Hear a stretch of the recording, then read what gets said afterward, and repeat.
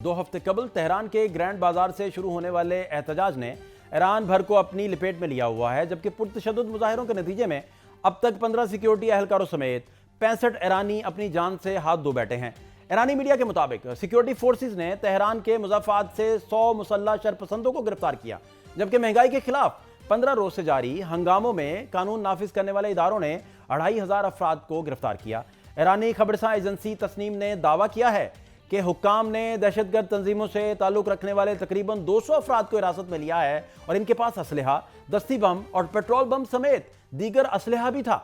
اس کے علاوہ ایرانی حکام نے بتایا ہے کہ موساد کے ایسے 600 ایجنٹس کی شناخت کر لی گئی ہے جو مظاہرین کو بھڑکانے میں ملوث ہیں، اور اس سلسلے میں ایرانی ہیکرز کے گروپ حنزلہ کی جانب سے ایک پی ڈی ایف دستاویز بھی سامنے آئی ہے، جس میں ایران کے علاوہ برطانیہ، امریکہ، کینیڈا اور اسرائیل سمیت کئی ممالک کے نام اور فون نمبرز کی فہرست موجود ہے۔ اس فہرست میں عبرانی میں لکھے گئے کچھ نام اور انگریزی میں لکھے گئے کئی ایرانی نام بھی شامل ہیں جن کا اسرائیلی خفیہ تنظیم موساد سے رابطہ ہے، جبکہ اس خبر کی تصدیق اسرائیل کے وزیر ثقافت کے اس بیان سے بھی ہوتی ہے، جس میں انہوں نے کہا کہ اسرائیل کے ایجنٹ ایران میں سرگرم ہیں، اور اسرائیلی ریڈیو کو دیے گئے انٹرویو میں انہوں نے کہا کہ البتہ اس کی تردید یہ کی کہ یہ ایجنٹ ایران کی حکومت کا تختہ الٹنے کے لیے کام نہیں کر رہے، بلکہ وہ اس بات کو یقینی بنا رہے ہیں کہ ایران کسی بھی دوسرے پہلو سے اسرائیل کے خلاف خطرہ نہ ہو۔ ادھر ایران کی حکومت نے امن و امان برقرار رکھنے کے لیے فوج کو تعینات کر دیا ہے، جبکہ مسلح افواج نے اپنے بیان میں کہا ہے کہ وہ ہر سازش کا مقابلہ کرے گی اور امن و استحکام کو نقصان پہنچانے کی کسی بھی کوشش کو ناکام بنا دے گی۔ سپریم کمانڈر ان چیف کی کمان میں فوج نہ صرف خطے میں دشمن کی نقل و حرکت پر نظر رکھے ہوئے ہے، بلکہ قومی مفادات، اسٹریٹجک اور دیگر معاملات اور عوامی املاک کے تحفظ کو بھی یقینی بنائے گی۔ ایران کے سپریم لیڈر آیت اللہ خامنئی نے امریکی دھمکیوں کے باوجود شرپسندوں کے خلاف کریک ڈاؤن کرنے کا اشارہ دیا ہے، اور ادھر ایران کے اٹارنی جنرل محمد مہدی آزاد نے کہا ہے کہ سپریم لیڈر کے حکم پر پاسداران انقلاب کو ہائی الرٹ کر دیا گیا ہے اور احتجاج کرنے والے ہر شخص کو دشمن خدا سمجھتے ہیں۔ صرف مظاہروں میں حصہ لینے والے ہی نہیں بلکہ فسادیوں کی مدد کرنے والے بھی اسی الزام کے تحت مقدمات کا سامنا کریں گے، اور اس سلسلے میں ان کے مقدمات تیزی سے چلانے کی ہدایت کر دی گئی ہے، اور جرم ثابت ہونے پر انہیں سزائے موت ہو سکتی ہے۔ جبکہ ایران کے چیف جسٹس نے کہا ہے کہ مظاہرین کے خلاف قانونی کارروائی میں نرمی نہیں برتی جائے گی، اور اس تمام صورتحال میں ایران کے وزیر داخلہ کی جانب سے ایک اہم بیان بھی سامنے آیا ہے، جس کے مطابق ایران میں اشتعال انگیزی اور تخریب کاری میں کمی ہو رہی ہے، اور جبکہ ایرانی پارلیمان کے سپیکر محمد باقر نے کہا ہے کہ ایران اپنی دفاعی حکمت عملی کو صرف جوابی کارروائی تک محدود نہیں رکھے گا، بلکہ واضح اور عملی خطرات کی بنیاد پر پیشگی اقدامات بھی کرے گا، اور حملہ کیا گیا تو اسرائیل اور امریکی فوجی اڈے جائز اہداف ہوں گے۔ یہ پیغام صدر ٹرمپ اور ان کے اتحادیوں کے لیے ہے جو غلط اندازے نہ لگائیں۔ اسی حوالے سے بات کرنے کے لیے منیر اکرم صاحب کسی تعارف کے محتاج نہیں، سابق مندوب اقوام متحدہ، بہت شکریہ سر وقت دینے کے لیے۔ آپ سے سب سے پہلے تو جاننا یہ چاہ رہے ہیں کہ نیو یارک ٹائمز نے یہ دعویٰ کیا ہے کہ دیگر آپشنز جو ہیں، یہ ایران کا پرابلم اگر مزید بڑھتا ہے تو ٹرمپ کو دیگر آپشنز کے حوالے سے بھی بریف کیا گیا ہے۔ دوسرا، ٹرمپ کہتے ہیں کہ ایران آزادی چاہتا ہے، شاید پہلے سے زیادہ، کہیں وہ اس چیز کو چاہتا ہے تو ہم پہلے سے زیادہ بڑھ کر ان کی ہیلپ وغیرہ کریں گے۔ آپ اس سارے تناظر کو سر کس آنکھ سے دیکھ رہے ہیں، اور دوسرا ایران کی جو موجودہ صورتحال ہے اس پہ کیا ٹیک ہے جی آپ کا؟ یہ دیکھیں، امریکہ اور سب میں زیادہ اسرائیل کا جو ارادہ ہے وہ تو یہی ہے، سالوں سال سے انہوں نے دیکھا کہ جو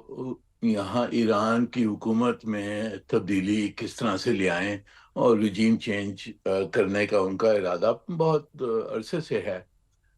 اب یہ جو حالات ہیں ایران میں، یہاں جو ڈیمنسٹریشنز کی وجہ سے اب ان کی سوچ ہے کہ شاید یہ اچھا موقع ہے کہ ایران کی حکومت کو گرایا جائے۔ میری نظر میں یہ زیادہ ممکن نہیں ہے، کیونکہ اس طرح کی بہت پہلے بھی ڈیمنسٹریشنز ہوئی ہیں ایران میں، حالات ہیں، کچھ لوگ ناراض ہیں اکانومی وغیرہ کی وجہ سے، ٹھیک۔ پر اس میں میرے خیال میں جو ان کا ارادہ ہے کہ حکومت کو ہم ہٹا سکتے ہیں، وہ مجھے نہیں نظر آتا ہے۔ وہ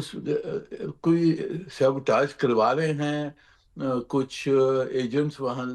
لگائے ہوئے ہیں جو پھیلا رہے ہیں اس کو، پر میرے خیال میں یہ تبدیلی، حکومت کی تبدیلی اس طرح سے نہیں آئے گی۔ ایرانی جو ملک ہے، نیشن ہے، وہ باہر سے اگر کوئی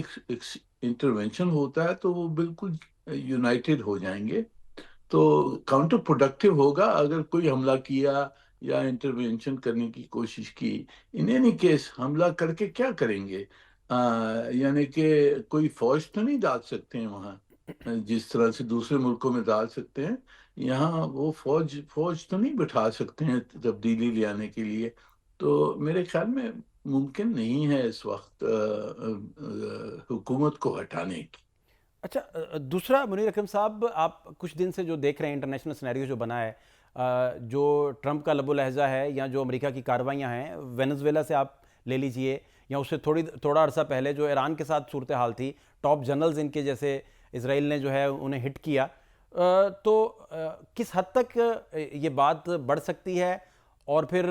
اب جب ایران اپنے عوام کے اوپر وہ انہیں روکنے کے لیے بھی کوشش کرے گا تو کتنا کٹھن ہے اپنے عوام کو بھی نارملائز کرنا؟ اور یہ بھی ایرانی میڈیا یا دیگر جریدے لکھ رہے ہیں کہ یہ احتجاج بہت بڑے احتجاج نہیں ہے، تاریخی احتجاج نہیں ہے جو ایران پہلے دیکھ چکا ہے، لیکن بہرحال یہ بات بڑھتی جا رہی ہے، رک نہیں رہی، تھم نہیں رہی کسی جگہ۔ جی، جیسے میں نے کہا کہ دیکھیے، یہ ممکن ہے کہ اسرائیل اور امریکہ ایران کی جو فیسلٹیز ہیں، جو ان کی میسائل فیسلٹیز ہیں، جو ان کے باقی نیوکلیئر فیسلٹیز جو رہ گئی ہیں، شاید ان پہ ایک ایکسکیوز بنا کر اور ان کو پھر وہ حملہ کر سکتا ہے۔ وہ اس قسم کا حملہ شاید ہو۔ ان کے ارادے ہیں کہ ایران کی جو طاقت ہے اس کو بالکل ختم کیا جائے، اور میسائل کیپیبلٹی اور ان کا نیوکلیر پروگرام ختم کیا جائے۔ ٹھیک۔ تو اس پہ شاید ممکن ہے کہ وہ پھر حملہ کر سکتے ہیں، پر ریجیم چینج کے لیے حملہ کرنا، انٹرونشن کرنا، وہ مجھے ریئلسٹک نہیں نظر آتا، کیونکہ ریجیم چینج کے لیے انہوں نے وہاں جا کے پوری یعنی حکومت کو ہٹانا ہوگا، اور وہ ممکن نہیں ہے، وہ فزیکلی ممکن نہیں ہے۔ اب وہ جو عوام ہے وہ اگر اٹھ جاتی ہے اور بہت ہی وہاں ہنگامہ مچ جاتا ہے، تو اندرونی حالات کی وجہ سے کچھ اب تبدیلی شاید آ سکتی ہے، پر اس کے بھی امکان مجھے اتنے زیادہ نہیں نظر آتے ہیں۔ پر باہر کی انٹرونشن سے رجیم چینج نہیں آئے گا ایران۔ اچھا، آپ بیسیکلی بڑی بنیادی اور درست بات کر رہے ہیں، اور بڑی زبردست یہ بات بھی ہے کہ باہر سے انٹرونشن اگر کریں گے تو وہ تو پھر سب نے ایران کو دیکھ لیا ہے اور کئی دفعہ آزما بھی لیا ہے۔ اگر کیوس ہے اور اندرونی معاملات گورنمنٹ سے نہیں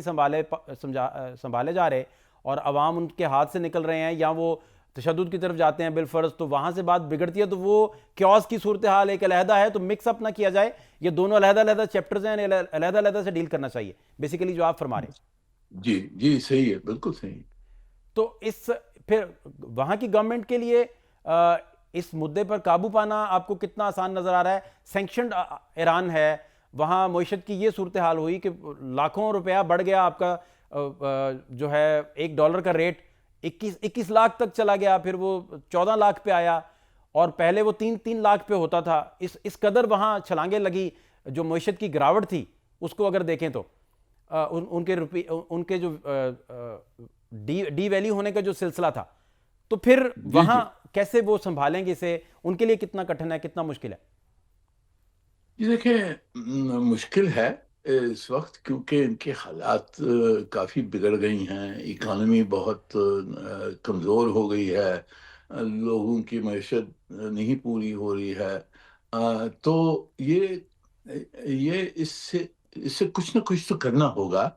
حکومت نے اپنی عوام کو بہلانے کے لیے، ان کو منوانے کے لیے کچھ نہ کچھ کرنا ہوگا، کچھ میجرز لینے ہوں گے، پیش کرنے۔ اب وہ کیا میجرز لے سکتے ہیں وہ تو ان کے اوپر ہے۔ پر میرے خیال میں جو خطے میں